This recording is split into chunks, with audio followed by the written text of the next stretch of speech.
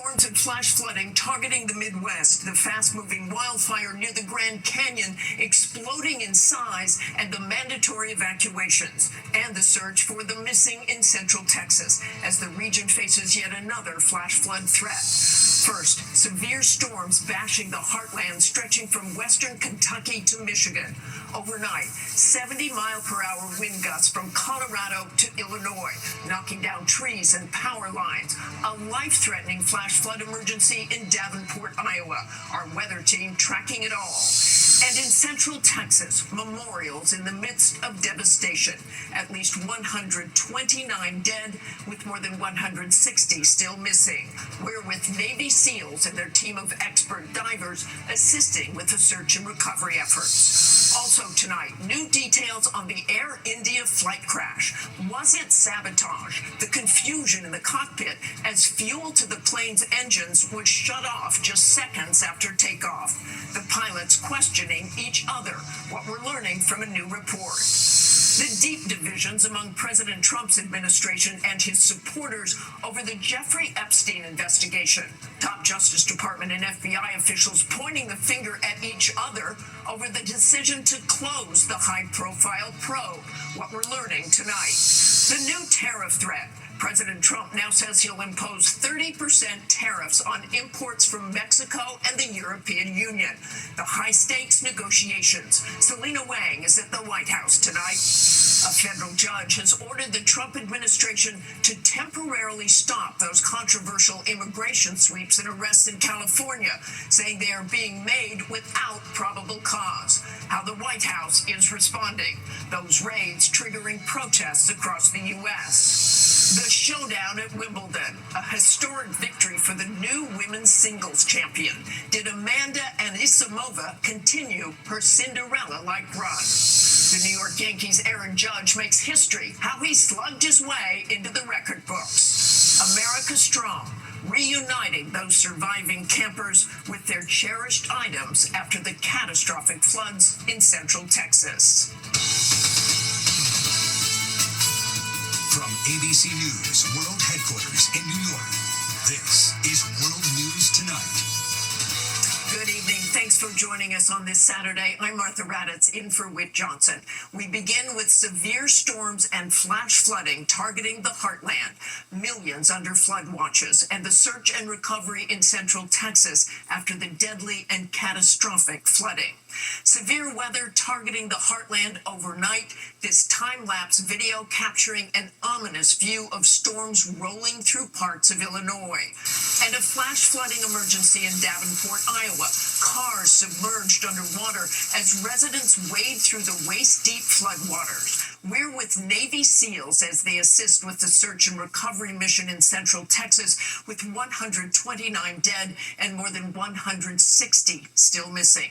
The region is now facing yet another flash flood threat. Our weather team is standing by with the forecast, but first, ABC's Jacqueline Lee leads us off tonight from Kerrville, Texas. Tonight, the flash flood threat facing the heartland, millions under flood watches. Iowa recovering from these devastating flash floods in the last 24 hours. Girl, that is so scary. I'm pretty sure there is people in there. Multiple cars submerged, some residents there up to their waists in water. Look what's going down the street. As cars drive in the opposite direction, you can see a portable toilet being carried away by the fast-moving floodwaters. And parts of the Grand Canyon evacuated due to massive and rapidly growing wildfires spanning more than 20,000 acres. In Texas, communities grieving. Last night, a vigil held in Kerr County for the more than 120 people killed by that devastating flash flooding. And I'm just so thankful to be here.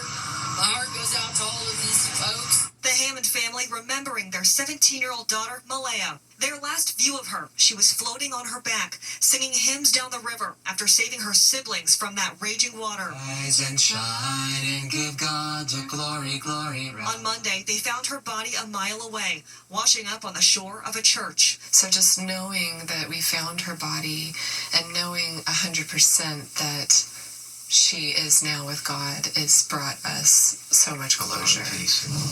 But the search continues for the more than 160 people still missing. We exclusively embedded with a team of over 30 Navy SEALs, volunteering their elite training to comb through the terrain. None of us have seen anything like this, but I think everybody is just taking it in and just like realizing what just happened here. So you've seen a lot, and this is the worst you've seen? Yeah. Stuff overseas is different. This hits home. And tonight, a new report from the Associated Press indicates that Camp Mystic, where 27 campers and counselors died from those devastating floodwaters, were originally included on a 2011 national flood insurance map that would have required it to have higher insurance costs and stricter regulations on new construction. But after successive appeals over several years, federal regulators removed numerous buildings at Camp Mystic from those maps. FEMA downplaying that report tonight, saying those flood maps do not predict where it will flood or where it has flooded in the past. Meanwhile, here on the ground, a new flash flood threat to the area as cleanup continues. Martha. Jacqueline, thank you. Let's get right to meteorologist Danny Beckstrom from our New York station, WABC. And Danny, Central Texas is facing another flash flood threat. Time it out for us. Martha, that new flash flood threat, part of the same system that triggered the severe weather in the Midwest yesterday, and that severe threat continues tonight from Paducah up to Michigan, with damaging wind being the primary concern. But back to the soaking in the southern plains, flood watches for much of Oklahoma and Texas as rounds of rain and storms sweep through this weekend. The heaviest rain focused north and west of the Texas Hill Country so far, but that changes tomorrow as downpours shift south, focusing the flooding on areas still cleaning up from last weekend. Meanwhile, in the west, it's hot and dry, fueling those wildfires, and now the heat builds north. A heat advisory in Portland on Sunday with highs in the mid-90s, and even the typically hot desert southwest sees extreme heat heading into the work week near 112 in Vegas on Monday. Martha? We're all keeping track of that, Danny. Thank you. Now to the new details on the Air India crash and new questions about possible sabotage. The confusion in the cockpit as fuel to the plane's engines would shut off just seconds after takeoff. The pilots questioning each other. The new details tonight from a preliminary report. Here's ABC's Lama Hassan. Tonight, the mystery into what caused Air India Flight 171, flying from Ahmedabad bound for London's Gatwick Airport, to crash last month deepens. The newly released preliminary report shows investigators focusing now on those fuel cutoff switches and whether this was a deliberate act. Fuel switches deliberately were turned off, shutting off fuel to the engines and shutting those two engines down. What we don't know is who did it, and we don't know why they did it. New questions about why both control switches that provide the engines with fuel were turned off about 3 seconds into the flight and turned back on about 10 seconds later. New images from the aftermath do show those fuel control switches firmly in the run position, but it was too late. The engines failed to regain thrust. We know that these switches didn't get bumped. We know that it was a deliberate action where you have to actually lift the switch and move it to the other position. It's not something that can be bumped from one position to another. According to the report, both pilots are heard discussing the switches in the cockpit voice recording. We do know that one of the pilots asked the other pilot, why did you move those switches? Why did you cut off the fuel to both of the engines? The other pilot said, I didn't do it. One of them is not telling the truth. There have been at least 2 deliberate plane crashes in recent years. The German Wings co-pilot intentionally bringing down the plane in the Alps, killing 150 people on board. And Egypt Air Flight 990, the co-pilot crashing the aircraft 60 miles south of Nantucket. And at this stage, investigators are not looking at technical or maintenance failures. Steve said that the report is very clear that there is nothing wrong with the 787 or the engines that power that airplane. Martha. Lana, thank you. Now to the deep divisions among President Trump's administration and his supporters over the Jeffrey Epstein investigation, with a reported spat between top Justice Department and FBI officials over the decision to close the high-profile probe. Here's ABC's senior White House correspondent, Selena Wang. Tonight, the extraordinary political crisis inside the White House. Top leadership at the Justice Department and FBI in turmoil, under fire over their handling of the investigation into sex offender Jeffrey Epstein. Trump's most loyal supporters erupting after the DOJ and FBI released a joint memo saying there is no client list. Sources tell ABC News Deputy FBI Director Dan Bongino is considering resigning after clashing with Attorney General Pam Bondi. Pam, if you can't do your job, we'll find someone who will. I have nothing against Pam Bondi, but if you want to look for the villain in this story, we have found her. For years, Bongino and FBI Director Kash Patel fueled conspiracies about Epstein's death. The case became a symbol for the MAGA movement, a promise to take down the so-called corrupt elite. Folks, you're going to see a lot of names on that. The Epstein client list, there's a reason they're hiding it. Bondi seemed to vow to reveal it. It's sitting on my desk right now to review. She now says she was referring to the whole report and not a client list. But officials like Patel, who once backed those claims, now closing the door. Tonight, Patel posting, the conspiracy stories just aren't true, never have been. The DOJ reiterating previous findings that Epstein died by suicide with no credible evidence of blackmail and saying there would be no further investigation. And tonight, President Trump coming to Bondi's defense for the first time in public since the controversy began, posting that she's doing a fantastic job, adding that we're on one team, MAGA, and I don't like what's happening, and let's not waste time and energy on Jeffrey Epstein. As the outrage grows, sources tell ABC News Bondi has fired at least 20 prosecutors and support staffers who worked on former special counsel Jack Smith's investigations into President Trump. And Martha, today President Trump announced more tariffs on some of our biggest trading partners, 30% on the European Union and Mexico, that go into effect on August 1st. Both are slamming the move, saying they are in active negotiations with the U.S. The EU is warning that this will harm consumers and businesses on both sides of the Atlantic. Martha? Thank you, Selena. And tune in to This Week tomorrow morning. Jonathan Karl speaks with National Economic Council Chair Kevin Hassett about President Trump's shifting strategy on tariffs. Next tonight, a federal judge ordering the Trump administration to stop those controversial immigration sweeps and arrests in California, calling them, quote, indiscriminate. The White House now planning to appeal. And we're learning tonight that more than 300 people were arrested during a raid on California's cannabis farm. Here's ABC's Zareen Shaw. Tonight, a major federal ruling shaking the immigration landscape. A U.S. judge ordering the Trump administration to suspend what the court calls indiscriminate enforcement sweeps across 7 California counties. In a striking rebuke, the judge declared immigration agents cannot detain someone based on their race, spoken language, or job, emphasizing those in custody must not be denied legal counsel, and law enforcement must have reasonable suspicion that the person to be stopped is within the United States in violation of U.S. immigration law.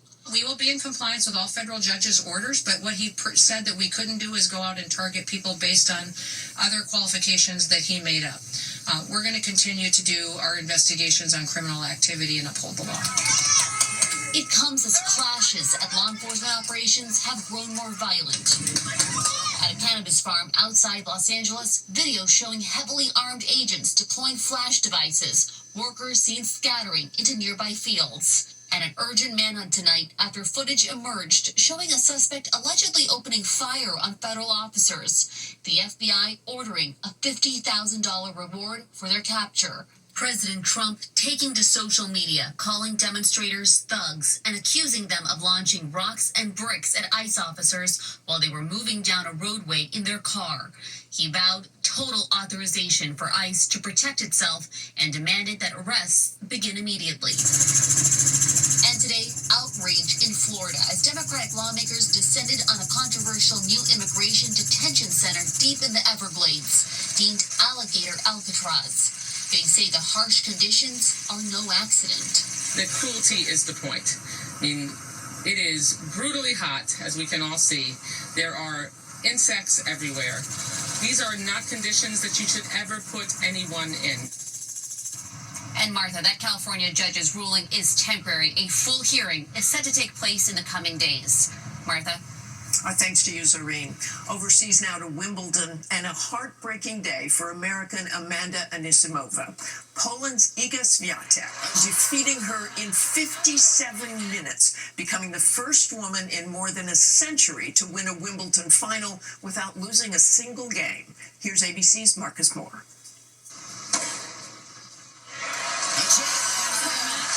Tonight, heartbreak at Wimbledon. Iga Swiatek taking down the underdog, American Amanda Anisimova, in 2 consecutive 6-0 sets, only the second player to do so since 1968. Honestly, I didn't even dream because for me it was just like way too far, you know. Anisimova had been the sweetheart of Wimbledon, making it to her first final after beating the world's #1 women's tennis player, Aryna Sabalenka, in the semifinal. Amanda Anisimova has done it! Iga Swiatek is also a former #1 ranked player and had been favored to win the match. This is her first victory at Wimbledon and her 6th Grand Slam win. And she's the first Polish player to win at Wimbledon. Swiatek is now one of 3 women's players since 1968 to win each of the major singles events in tennis. The Princess of Wales, Kate Middleton, seen here comforting Anisimova after her crushing defeat. My mom is the most selfless person I know, and she's done everything to get me to this point in my life. And Martha, Wimbledon is not over quite yet. More drama awaits with the men's final between Carlos Alcaraz and Jannik Sinner set for tomorrow. Martha. Well, I'll be watching, Marcus. Thank you. Now to the war in Ukraine and a massive attack by Russia. The overnight strike left at least 10 people dead. Ukraine's Air Force says Russia launched nearly 600 drones and dozens of missiles. Ukrainian President Zelensky is again urging the West to impose more sanctions on Moscow. President Trump has promised to deliver a major statement on Russia on Monday. Still ahead on World News this Saturday, new details on that Arkansas prison escape. The punishment's handed out 2 months after a convicted killer went on the run. And a Pennsylvania town remembers the man killed the day a would-be assassin fired at Donald Trump. 2 Arkansas prison guards have been fired in the so-called Devil in the Ozarks escape. In May, convicted killer and former police chief Grant Hardin walked out of a prison wearing a fake law enforcement uniform. He was caught after 12 days. State officials say the incident has triggered a full review of prison security procedures.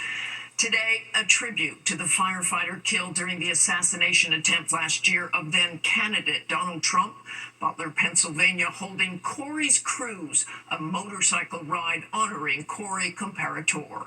Tomorrow marks a year since he died, shielding his family from gunfire at a Trump rally. This week, 6 Secret Service agents were suspended for what the agency called failures connected to the attack. When we come back, the Yankees' Aaron Judge rises in baseball's record books. To the index, a record-breaking blast for Aaron Judge. The New York Yankees right fielder slugged his 350th career home run this afternoon in a loss to the Chicago Cubs. It took Judge 1,088 games. That's the fastest in Major League history. He beat the old mark held by Mark McGwire by nearly 200 games. It was Judge's 35th homer of the season. When we come back, the soothing power of stuffed animals in the Texas Hill Country. Finally tonight, America Strong. Mothers come together to try to ease the pain after the Texas floods. It is a heartbreaking reminder of the young lives shattered. Amid the devastation from the July 4th flash floods, the children's cherished belongings. Soon after the waters receded, parents of those lost and those who survived began posting photos, pleading online for help finding their child's stuffed animals. That's when Libby Crawford, a mom from San Antonio, jumped into action, telling our affiliate KSAT, I have several friends saying like their daughter's trunks were gone, like everything gone. So anything we can do just to help. Creating a Facebook page she calls Camp Mystic Jellycat Reunion Group, named after a popular stuffed animal brand. I opened it up and I was like, oh my God, there's over 500 people in here now, like in 2 days. People began posting photos of stuffed animals found in the debris on the page. My 4-year-old and I spotted this morning in Kerrville in the floodwaters. Another post reads, this guy was found on Sunday by the river. We would love to return him to his proper home. Libby determined to keep doing what she can to help ease the pain. If you can just give them one little piece of their childhood back and their innocence, let's try. And they tried so hard. Thanks to all of those mothers and everyone who helped. And thank you for watching. I'm Martha Raddatz. Have a great evening.